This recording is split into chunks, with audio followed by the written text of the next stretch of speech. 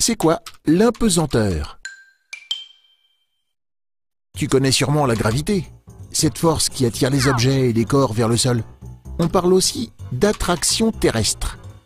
C'est la gravité qui te maintient au sol et te donne aussi cette sensation de lourdeur appelée pesanteur.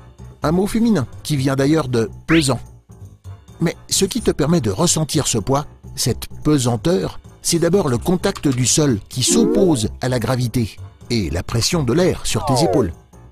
Par exemple, quand tu sautes, tu retombes lourdement sur le sol, mais tu ne t'enfonces pas.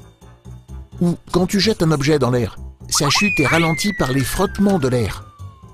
L'impesanteur, c'est lorsque ces obstacles et ces frottements n'existent plus, lorsque tu ne ressens plus ton poids. C'est une chute libre. C'est exactement ce qui se passe quand un astronaute est dans l'espace. À 400 km de la Terre, il n'y a plus d'air, donc plus de frottement, et pas de sol, donc plus d'obstacles. Par conséquent, l'astronaute ne ressent plus son poids, mais il reste soumis à la gravité, à l'attraction terrestre. Il est sans arrêt attiré par la Terre et tombe dans le vide. Mais alors, pourquoi ne s'écrase-t-il pas sur Terre?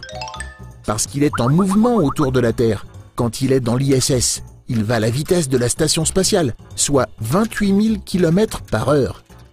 C'est grâce à cette vitesse que la station ne retombe pas et reste en orbite autour de la Terre. Il n'y a que dans l'espace que cet état d'impesanteur est permanent. Une des raisons pour lesquelles les agences spatiales envoient des astronautes mener des expériences à bord de l'ISS.